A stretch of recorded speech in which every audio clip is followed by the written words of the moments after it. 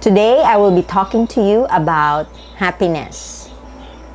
A company or a team would only work if the leader and the members are happy. There will be many struggles in each company, just like yours. But if everyone thinks of it in a positive light, then it's much easier to work with each other and much easier to get the work done.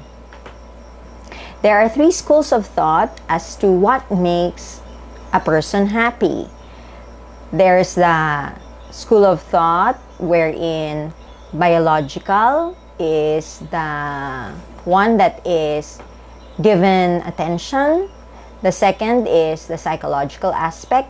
And the third is the spiritual aspect. And if we summarize this or we put this into a more easier form as to how we can remember the things biologically that can increase these chemicals in the brain that make us happy, we can think of the mnemonic as wife. ASWIFE.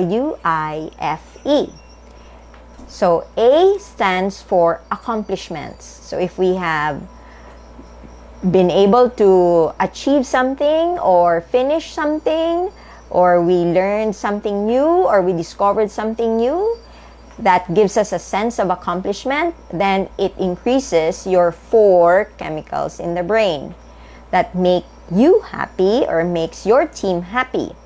S stands for socialization. Being together, going out together, doing things together, or working together, laughing together.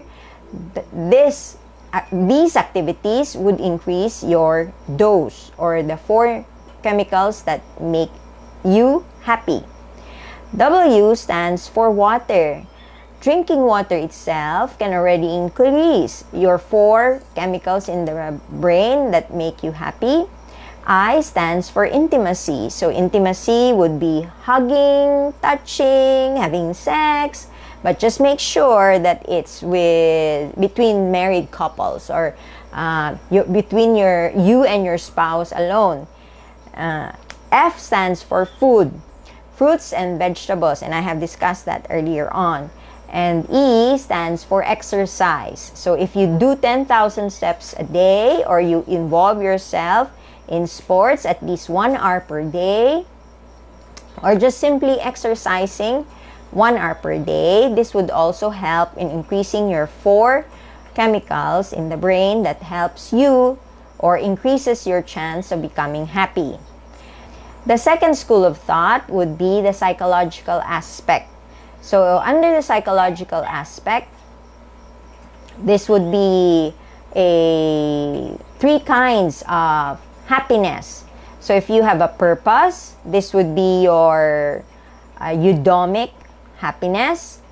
If you have felt pleasure, then this is the experienced happiness. And if you have pride from accomplishing things, then that is referred to as your evaluative happiness. Purpose simply means a sense of meaning and a connection. So if you have a sense of meaning in the company or a sense of connection or a socialization inside the company, then the chance of you being happy and the team being able to accomplish your work easily would increase if you have a purpose in being in that company. P stands for pleasure. So when you have positive experiences in the company or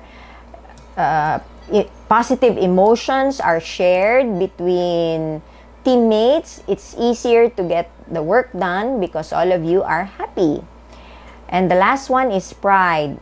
Pride would be a sense of satisfaction from achievements and stature in life.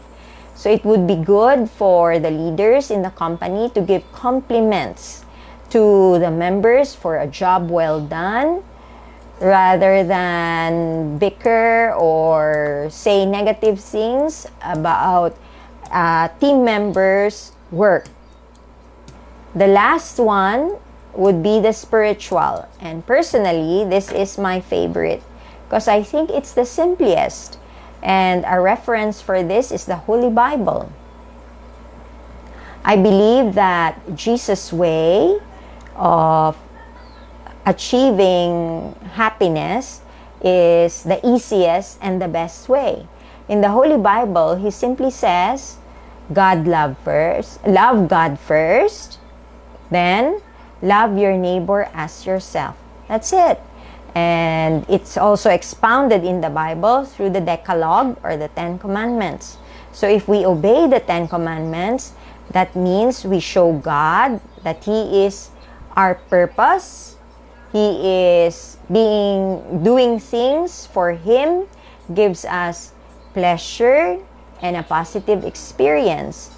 And if we love our neighbor as ourselves, then it also comes out as being purposeful in our relationships with others, giving them pleasurable experiences with us, and giving them a sense of accomplishment when we are together.